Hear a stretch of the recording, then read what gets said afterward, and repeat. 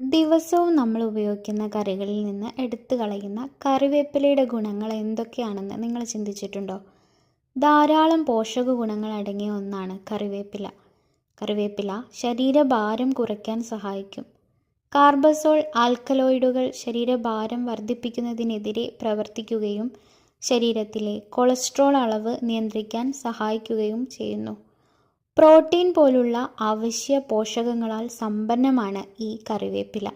കൂടാതെ carbohydrate, fibre, carotene, nicotinic acid, vitamin A, B, C, B2, calcium, ഇരുമ്പ്, folic acid എന്നിവയും കറിവേപ്പിലയിൽ അടങ്ങിയിട്ടുണ്ട്.